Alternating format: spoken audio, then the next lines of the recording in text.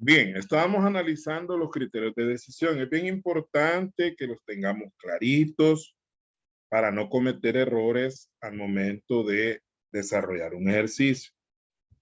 Vamos a hacer, ya que empezamos con el tiempo de nuevo, vamos a retroceder un poquito, fíjense bien, para hacer una recapitulación de los anteriores.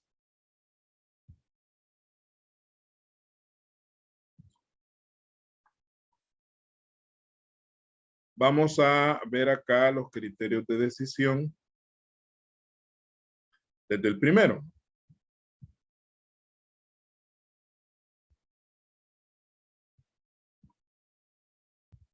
Y dijimos primeramente, el primer criterio es que si la utilidad marginal es negativa, se rechaza la situación propuesta, ¿verdad? Una utilidad marginal negativa es algo que es menor que cero.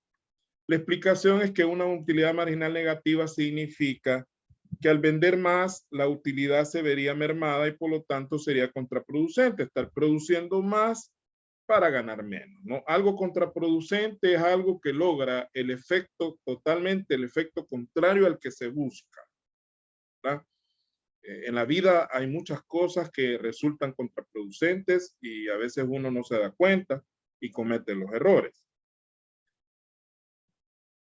Entonces, si la utilidad marginal es negativa, significa que la utilidad propuesta, o sea, la utilidad a la cual llegaríamos al hacer el cambio que nos están planteando, sería menor a la que tenemos actualmente. Entonces, ¿para qué lo vamos a hacer? Sería ilógico, absurdo. Si la utilidad marginal es cero, es decir, nos da cero exactamente, se rechaza la situación propuesta. También hay rechazo de la situación propuesta. Si la utilidad marginal es cero. ¿Cuál es la explicación? La explicación es que la utilidad marginal nula, o sea, igual a cero, significa que al vender más, la utilidad sería la misma y por lo tanto no vale la pena el esfuerzo. No voy a estar vendiendo más para ganar lo mismo. Estoy ganando lo mismo, entonces ¿para qué? Aún así no tiene chiste hacerlo. Más que el riesgo que voy a asumir y qué tal si no logro la meta que, pues sí, porque si nos dicen a nosotros que podemos vender el doble, por ejemplo, entonces usted va a vender el doble para ganar lo mismo, no tiene chiste porque para vender el doble hay que esforzarse más, hay que arriesgar más capital para hacer más inversiones. ¿Y qué tal si usted no logra vender el doble y solo logra vender la mitad? Entonces ahí, en lugar de lograr la misma utilidad, estaría usted hasta poniendo en riesgo su utilidad actual. No vale la pena hacer. Tercero, si la utilidad marginal es positiva, es decir, es mayor que cero, se debe elaborar el estado de resultados y calcular el MUN, o sea, el margen de utilidad neta. O sea, no se decide así a la ligera, ¿verdad?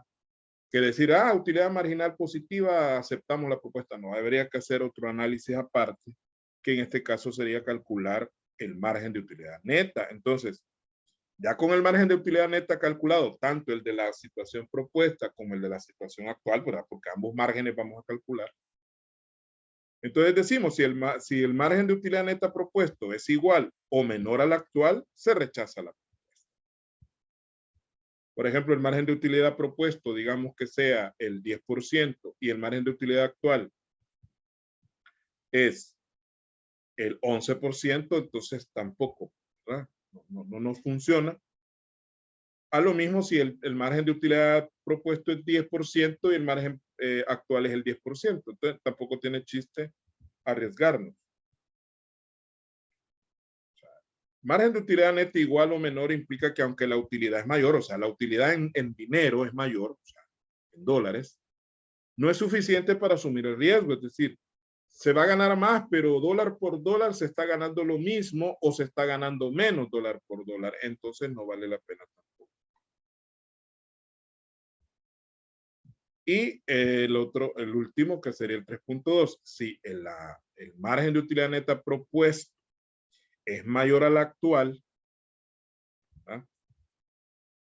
Se acepta la propuesta siempre y cuando sea significativamente mayor. O sea, que el margen de utilidad neta propuesto sea mayor al margen de utilidad actual, pero suficientemente mayor. Le voy a poner un ejemplo. Imagínense que el margen de utilidad actual sea 10% y el margen de utilidad neta propuesto sea el 12%. No vale la pena hacer ese incremento para ganar 2 centavitos más por dólar. Yo me podría conformar y eso de ahí yo le voy a dejar un poco la libertad a ustedes para que decidan al final cuando se dé esta situación. Pero yo estaría dispuesto, digamos, a arriesgarme si mi margen de utilidad neta pasa de un 10% a un 18% o a un 20%. Ahí sí vale la pena porque mi margen se duplica, ¿verdad? O es sustantivamente mayor. Pero para ganar un poquito más tampoco vale la pena. Explicación. El margen de utilidad neta mayor no necesariamente significa que la empresa mejorará significativamente su situación. Y ahí está el ejemplo, ¿no? Por ejemplo, si la margen de utilidad neta pasa de 10 al 11%, tampoco valdría la pena asumir el riesgo de producir más. No vale la pena que por un punto porcentual yo vaya a arriesgar mayor cantidad de capital. Entonces, ahí está la teoría de este tema.